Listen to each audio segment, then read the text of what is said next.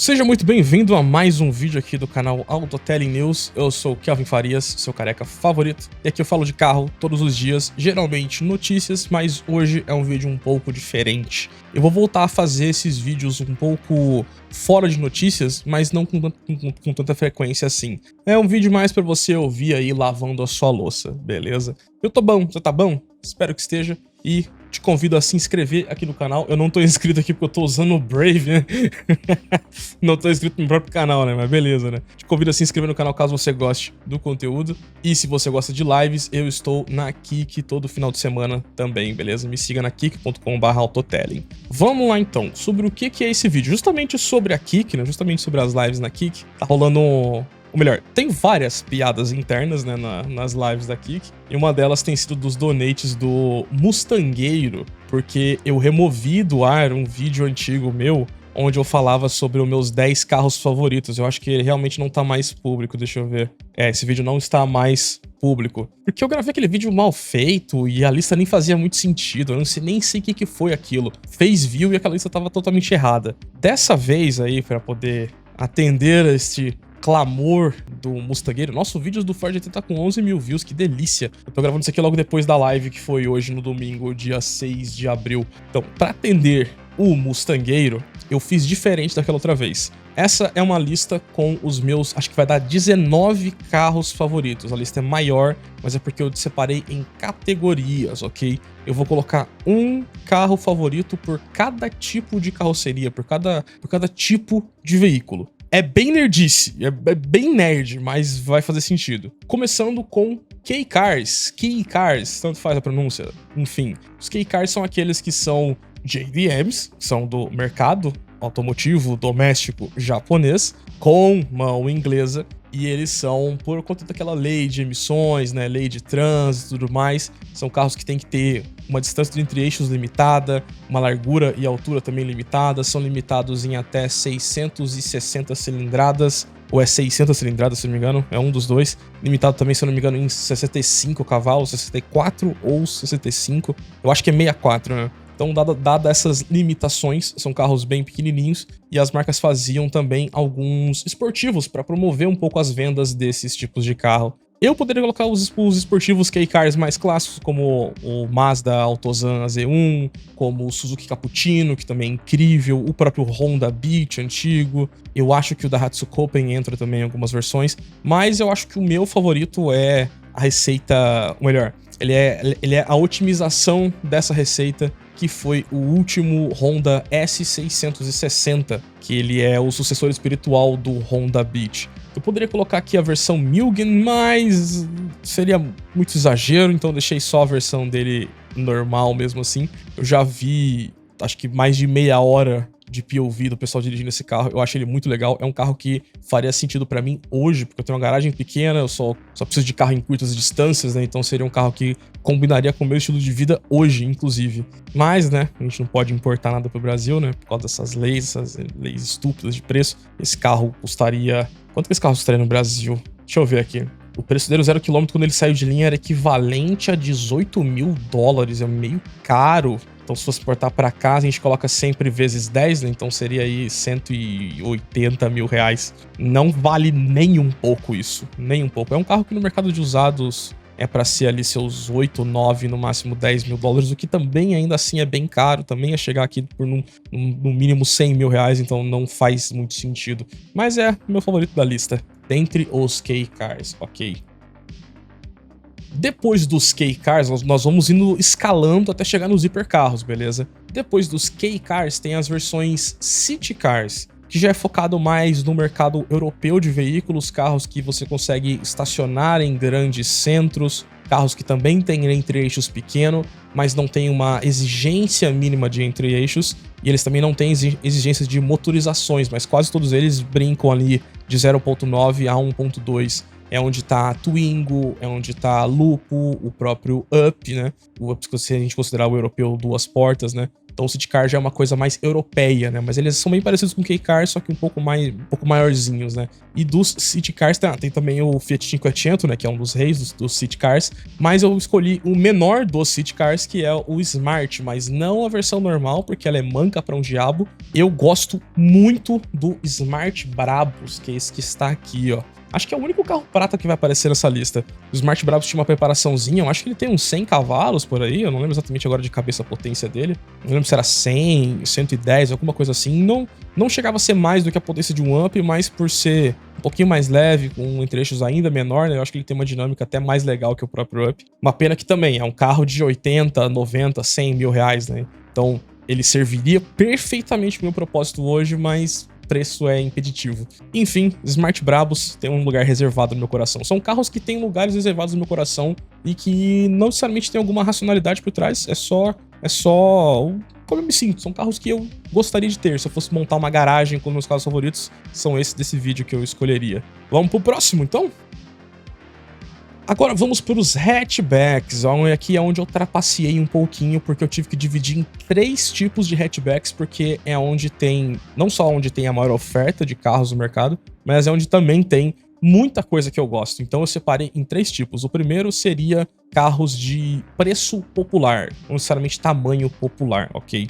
O Ford Focus de primeira geração era um carro que ele tinha o preço de um carro popular em vários mercados, só que ele tem, melhor, o Focus de primeira geração, né? Tem que ser a primeira fase da primeira geração, que é esse que tem o farol de milha amarelinho. Eu acho que ele é um dos carros que mais entregava boa dirigibilidade, boa motorização, excelente acabamento interno, uma boa ergonomia, tudo isso sem ultrapassar o preço e chegar no mercado premium de entrada, sabe? Eu acho que foi talvez o melhor carro de preço popular que a Ford já fez até hoje, ok? Todas as versões que eu dirigi dele, eu dirigi acho que 1.6, 1.8, 2.0. Só não cheguei a dirigir o RS porque, né, não tem no Brasil. Mas todas as versões que eu dirigi dele, eu sempre fiquei apaixonado nesse carro. Se fosse pra eu ter eu queria um guia com teto solar. Ou nessa cor verde aqui, que acho que esse aqui ele é britânico, né? É, eu peguei uma foto de um britânico. Eu sou louco no Ford Focus de primeira geração. Ele chega a ter até 130 cavalos, se não me engano, na versão 2.0 Duratec Guia.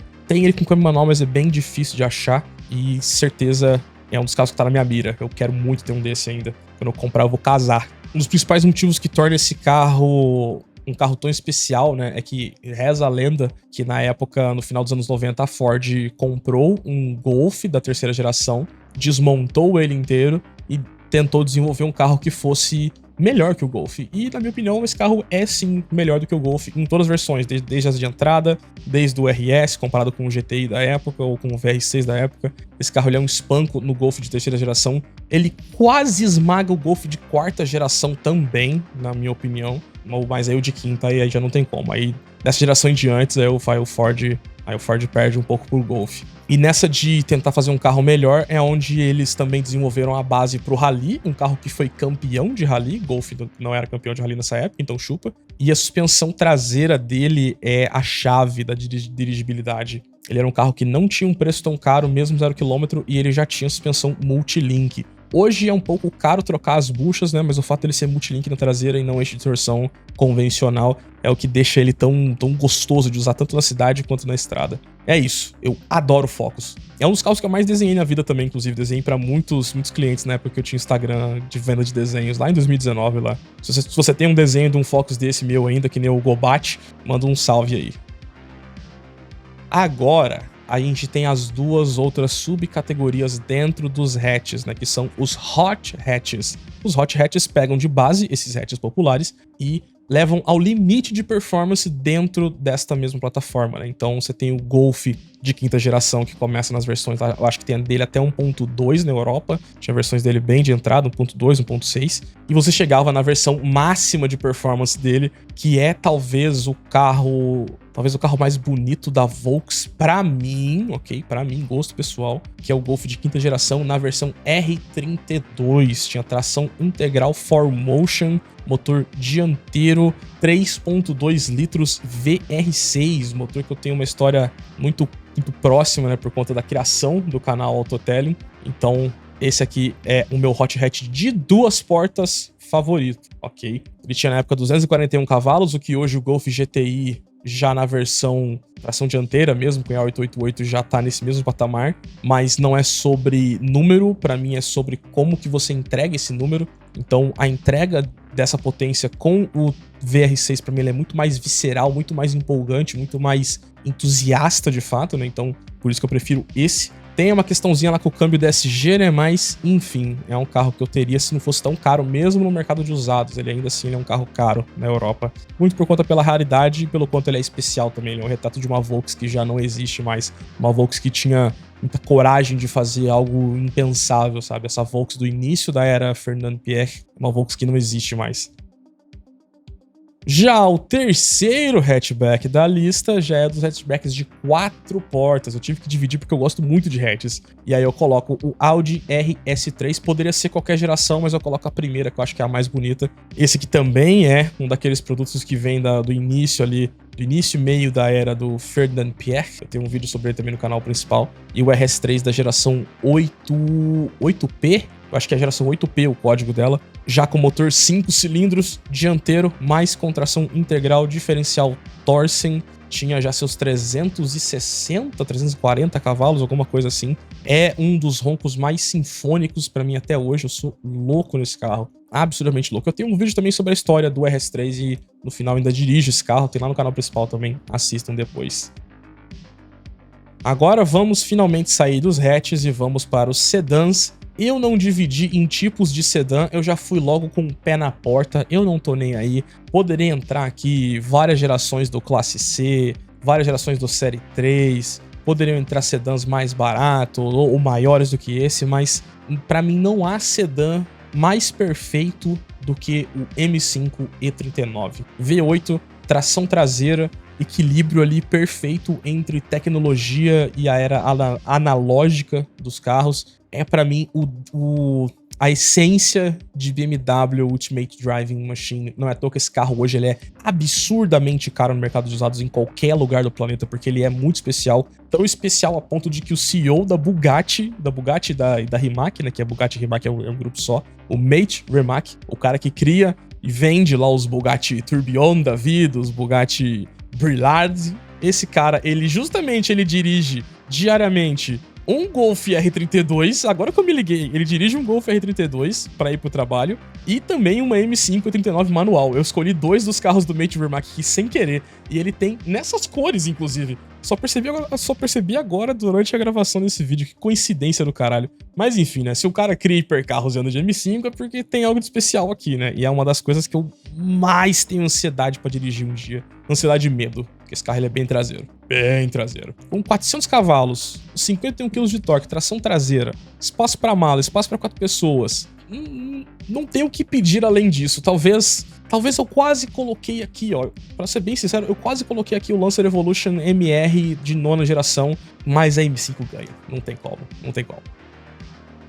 Agora vamos para as peruas que são a evolução dos sedãs, né? É o sedã com mais porta-malas, com mais espaço. A perua faz perfeitamente tudo que um sedã faz. A perua faz perfeitamente tudo que um SUV finge que vai fazer. Tem uma infinidade de peruas, desde as mais básicas como o Golf Variant, desde as mais básicas como até mesmo Corsa Wagon, que eu também gosto bastante, até as mais insanas como Panamera Sport Turismo. Mas eu vou ficar naquela que é a mais emblemática das peruas esportivas e que também tem os 5 cilindros, porque eu sou louco em 5 cilindros, é talvez o meu motor favorito. Audi RS2 Avante, a última vez onde publicamente houve uma parceria de desenvolvimento de Audi e Porsche. Ele é a essência do grupo Volkswagen, né? Porque você também tem peças Volkswagen, você tem plataforma Audi, você tem o acerto dinâmico da Porsche, desenvolvimento Porsche, ele é a junção de tudo que tem da Alemanha num carro só.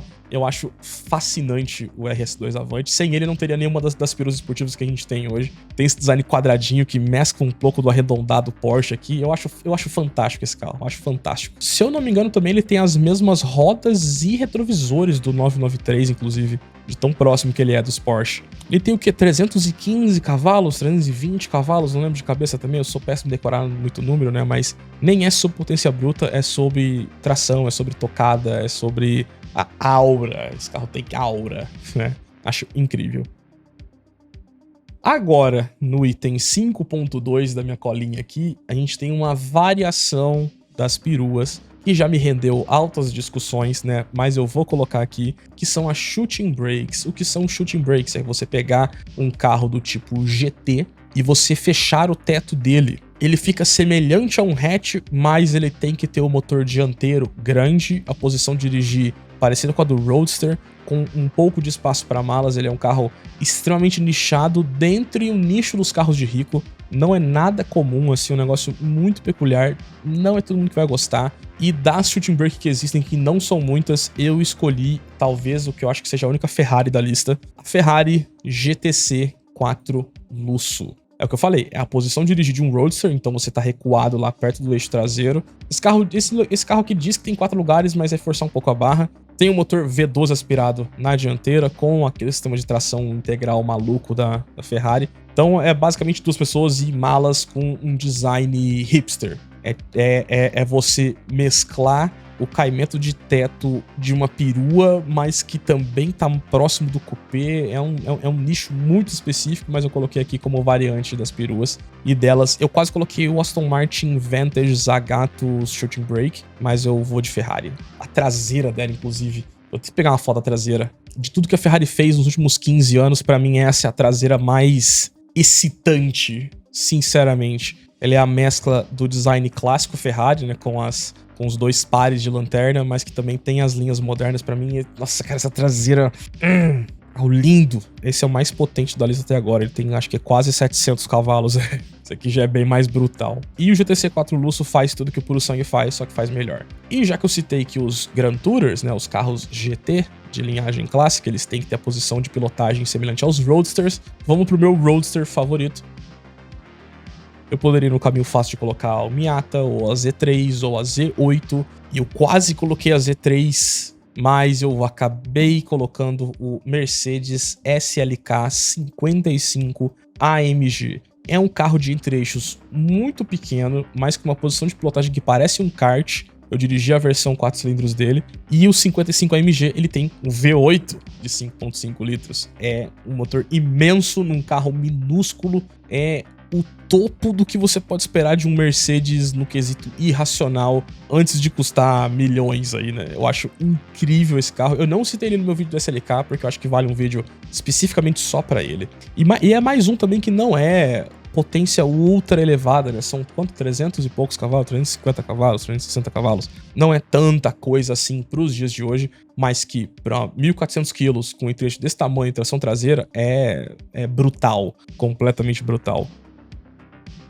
Agora, vamos entrar na América, nos Pony Cars. Qual será que eu vou escolher, né? Não dá pra ver muito bem. Enfim, é óbvio que ia ser Mustang, mas eu não coloquei o Shelby GT500 King of Road aqui, porque ele é muito potente. Eu queria uma coisa um pouco mais próximo do DNA clássico dos Pony Cars. E aí eu coloquei, talvez, o maior em tamanho dentre os Pony Cars. É o Mustang GT California Special da geração S197 de 2008, nesse kit, nessa cor. O King of Roads é muito nichado, então eu iria nesse daqui. Se a gente for comparar os tamanhos desse carro com os tamanhos dos Muscle Car clássicos, ele teria um tamanho de carroceria e peso para ser um Muscle Car, mas para ser Muscle Car tem que ter motor maior que 6.0, essa é a definição clássica. Então, como esse aqui ele é modularzão, motorzão ultra rápido de 300 cavalos, é o 4.6, eu coloquei esse daqui porque ele tem um charme a mais em relação ao Mustang GT padrão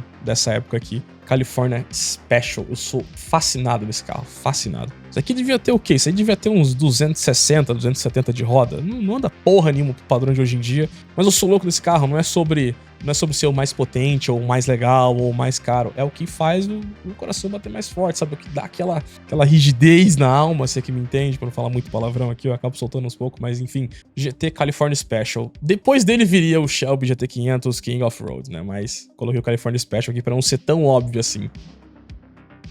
Agora, nos Muscle Cars, que daí já é as plataformas de banheiro imensa, com o motor V8 imenso, acima de 6 litros, aí eu coloquei um que também não vai ser tão óbvio, também não é o mais conhecido, também não é o mais potente, também não é o mais legal, mas é o carro que me fez descobrir o que são os Muscle Cars. Dodge Coronet Super B, esse carinha aqui, motor 426 Hemi, se eu não me engano. Eu comecei a gostar de carros lá em 2003, aí eu comecei a colecionar várias revistas, até que, eu não lembro exatamente que ano, eu li uma revista que tinha uma matéria sobre o Dodge Coronet. Na matéria explicava, né, tudo, essa questão sobre Muscle Cars e Pony Cars, então ficou muito cravado na minha memória Muscle Cars e esse carro aqui, especificamente na cor roxa também. Se fosse pra eu ter um, queria ter nessa spec exata aqui, ó.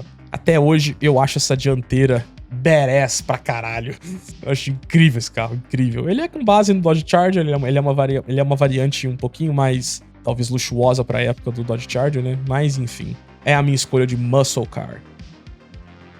Vamos voltar um pouco agora dos carros mais parrudos e para um mundo um pouco mais real, talvez o carro mais mundo real dessa lista, junto com o Focus, que são as picapes. Primeiro, a gente tem uma picape monobloco, né? Vão ter duas variantes aqui nessa categoria também. Picape monobloco é porque ela usa o monobloco de um carro de passeio convencional. Então esse carro aqui, ele é a extensão da plataforma do Corsa C Sedan. E eu escolhi a versão 1.8 Sport, da primeira geração da Montana, ou a segunda geração da picape Corsa, chame do que quiser. A ideia de um sistema picape de uso urbano, de proposta jovem, com motor 1.8 aspirado, é uma ideia que eu sempre achei legal. Eu sempre achei essa daqui uma picape muito bonita. Você pega a Saveiro e a Estrada e a Courier da mesma época, essa daqui dá um banho no design. Então o marketing de jovem da Chevrolet na época funcionou. Esse carro ficou na minha memória. Agora das picapes convencionais, que tem chassi de longarina com a carroceria parafusada em cima, eu peguei a mais irracional delas, que é a Dodge Ram SRT10, uma picape que não tem muita carga, em capacidade de carga ela perde para Montana, em espaço talvez para carga ela ganhe um pouquinho, né, mas a capacidade de carga por chassi ela é menor do que a Montana, a cabine é tão pequena quanto a Montana, leva no máximo 3 pessoas aqui na frente, não é muito confortável, não é muito espaçosa, mas tem um fucking V10 de mais de 8 litros vindo do Dodge Viper aqui na dianteira e tem uma suspensão que por algum motivo, uma suspensão boa para uma picape. É uma picape relativamente boa de curva, não faz nenhum sentido. Eu tenho um vídeo sobre ela no canal principal também. Essa seria a minha picape favorita. Quase coloquei a SVT 150 Lightning, mas a Ram ganha. A Ram é mais racional, a Ram ganha. Outro que eu também fiz vídeo, aí entramos nos SUVs. Não separei em SUV subcompacto como o Kwid, né? Puta que pariu. Não coloquei SUV compacto, não coloquei nada de SUV bunda. Coloquei o SUV que mais faz o sangue bater nas partes baixas, que é o Touareg R50. Tem tudo sobre ele lá no canal principal também, um carro que tem uma ligação com a Audi também, é loucura, não vou me alongar aqui. Vejam o meu vídeo sobre o Touareg R50, que lá vocês vão entender um pouco melhor. Quase coloquei a X5LM, mas pensando em carros que são compráveis de alguma maneira, eu coloquei o Touareg R50 aqui. Agora a gente vai encaminhando finalmente para o fim da lista, onde entra as coisas que são realmente mais potentes e mais viscerais. Nos sports cars é onde tem a maior parte dos carros coupés, né, que são sedãs cortados com caimento de teto acentuado, 2 portas geralmente, né? Então, dos sports cars que não são tão potentes assim, eles também tendem a ser um pouco mais leves, né, se a gente for seguir a definição britânica clássica, eu coloquei um britânico, né, o Lotus Exige, eu não sei pronunciar o nome desse carro até hoje, eu acho que é Exige. Coloquei o Exige Series 2, né, segunda geração, na versão S2S, motor 1.8 do Corolla XRS, bloco Toyota, cabeçote Yamaha, imitação do VTEC, junto com o Supercharger e tração traseira. Esse carro é a evolução espiritual e melhor do que a Toyota tentou fazer com o MR2. E eu acho esse design de abelha aqui maluco, acho esse design muito legal até hoje, né? É também um dos carros que eu mais desenhei na vida. Já assisti também múltiplos minutos de POV desse carro, já entre as montanhas da Escandinávia. Eu acho esse carro maravilhoso, cara, maravilhoso. Mais um também que não tem potência extrema, 220 e poucos cavalos, menos de 30 kg de torque. Não é sobre potência, é sobre essa experiência visceral, sabe? Pegando essa ideia de Sport Car e com você colocando mais tração, mais potência e pensando em carros também que são base para automobilismo, né, que já seriam os super carros, tem um mar de opções, tanto 0 km quanto dos usados, mas como eu fiquei indeciso demais para colocar alguma coisa aqui, eu coloquei um carro que também me marcou lá em 2008, 2009, que foi o Porsche 911 Turbo ou Turbo S, também tanto faz, da primeira fase da geração 997, especificamente na cor azul também. Eu acho esse carro lindo até hoje. Pra mim, ele envelheceu super bem, envelheceu igual o vinho. É um carro que tá com quase 20 anos, mas não parece. Até hoje eu fico louco nesse carro. Eu poderia colocar os GT3, os GT2 e tudo mais, mas não sei, cara. Tinha tanta opção que eu coloquei uma das que eu mais me recordo, assim, de ficar babando, né, pelas revistas. Coloquei o Turbo, 911 Turbo, Turbo S. Agora, chegamos nos três últimos, três polêmicos. Eu decidi colocar apenas um elétrico, mas é um elétrico esportivo e tem um motivo para isso. O único elétrico da lista, para quem me conhece, era muito óbvio, é o Audi RS e-tron GT. Não é porque esse carro apareceu nos Vingadores, não é por isso. É só por um único motivo.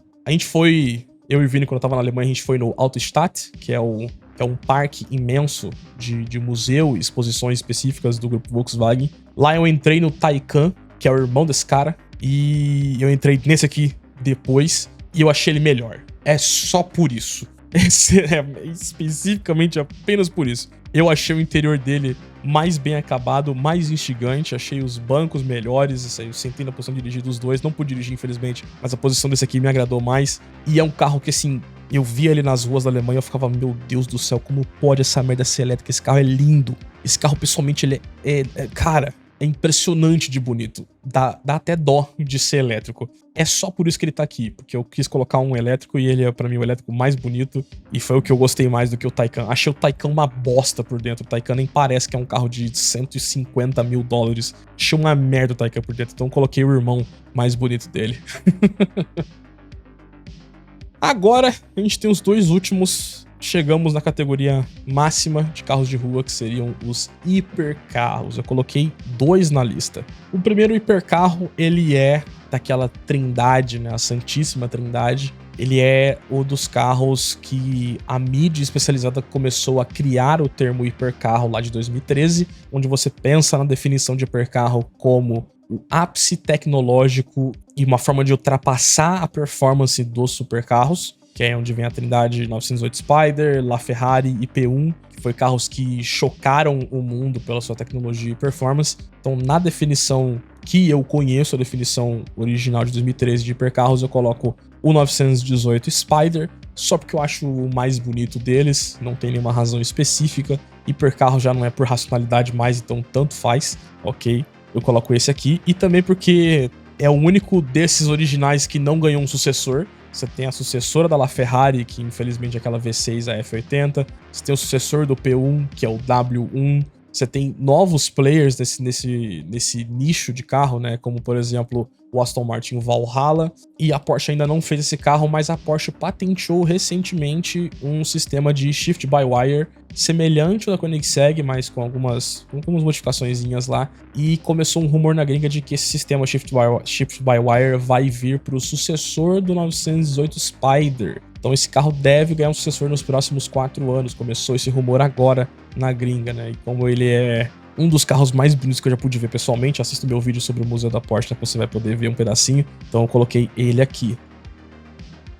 Agora, indo para uma definição um pouco mais abrangente de hipercarros, que daí é onde você coloca tudo aquilo que, além de quebrar limites de performance, ele também quebra limites no quesito de exclusividade, preço, quando você coloca o que é o de mais extremo e caro que você pode comprar, que daí é onde entram como hipercarros, carros como os da Pagani, como os da Bugatti, como os da Koenigsegg. Aí nessa definição mais abrangente e mais moderna de hipercarros, que surgiram muitos concorrentes depois de 2013, nessa definição mais abrangente eu vou colocar também aquele que é o que mais me impactou quando eu vi de perto. Na viagem eu vi Bugatti Chiron, eu vi Veyron, eu vi Bolide, que eu não esperava também. Só que nada, nenhum outro carro que eu já vi de perto é tão impressionante quanto os Pagani. Então eu tive que escolher o Pagani Imola, que é o carro de maior valor inestimado que eu já estive perto, já enfiei minha câmera dentro. E esse final não é um clickbait para que você vá assistir meu vídeo da Pagani,